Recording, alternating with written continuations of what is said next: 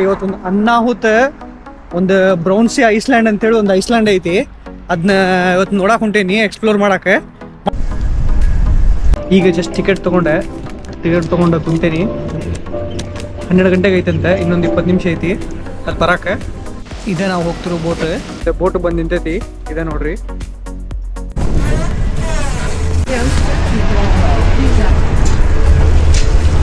ನೋಡ್ರಿ ಮಸ್ತ್ ಮಜಾ ಬರತೈತಿ. ನಾ ಒಬ್ಬನೇ ಬಂದ್ಕೊಂತೇನಿ.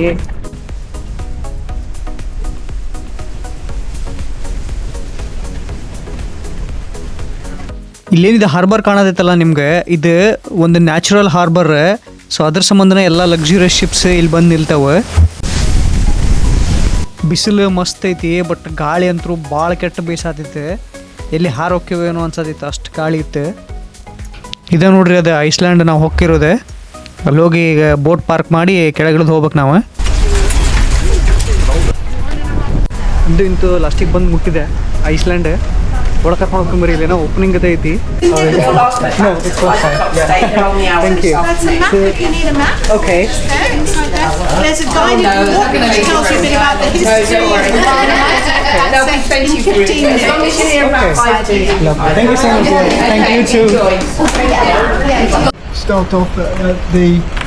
ಜಾಗ ಮಾತ್ರ ಅನ್ನಾಹುತ ಐತಿ.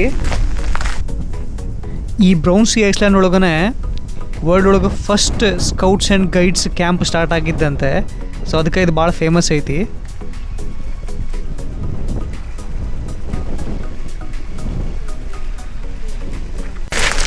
ನೋಡ್ರಿ ಇಲ್ಲೇ ಗೈಡು ಅದಾರ. ಗೈಡ್ ನಮಗೆಲ್ಲ ಎಕ್ಸ್ಪ್ಲೇನ್ ಮಾಡ್ತಾರೆ ಏನೈತಿ ಏನಿಲ್ಲ ಅಂಥೇಳಿ. ಅಲ್ಲಿ ಅವ್ರು ಸುಮ್ಮನೆ ಹೊಂತಾರೆ, ನಾನು ಅಂತೀನಿ ಅವ್ರ ಹಿಂದೆ ಸುಮ್ಮನೆ. ಇದು ಬರ್ಡ್ ವಿವಿಂಗ್ ಪಾಯಿಂಟ್. ಇಲ್ಲಿ ಆಲ್ ಓವರ್ ವರ್ಲ್ಡಿಂದ ಎಲ್ಲ ಥರದ ಪಕ್ಷಿಗಳು ಬರ್ತಾವಂತೆ. ಸೊ ಅದು ನೋಡಕ್ಕಂತೇಳಿ ಸೈಟ್ ಸೀಯಿಂಗ್ ಎಲ್ಲ ಇಟ್ಟಾರೆ.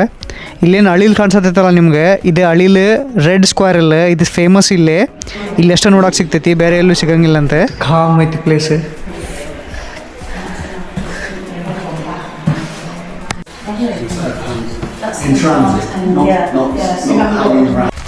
ಯಾರು ಇಲ್ಲ ಈ ಐಸ್ಲ್ಯಾಂಡ್ ಒಳಗೆ.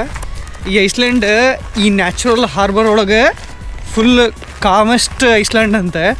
ಅಂದರೆ ಯಾವುದು ಕಿರಿಕಿರಿ ಇಲ್ಲಾರಂತ ಐಸ್ಲ್ಯಾಂಡ್ ಇದೆ. ಒಂದು ವರ್ಷ ಆದ್ರೂ ನಾ ಎಲ್ಲೂ ಅಡ್ಡಾಡಿ ಇರಲಿಲ್ಲ ಯುಕೆದಾಗ. ಈಗ ಅನ್ಸತೈತಿ ಒಂದು ಗಾದೆ ಮಾತು ನೆನಪಾಯ್ತು ನನಗೆ, ಕೋಣ್ಯಾನ್ ಕೂಸು ಕೊಳಿತಂತೆ, ಓಣ್ಯಾನ್ ಕೂಸು ಬೆಳಿತಂತೆ.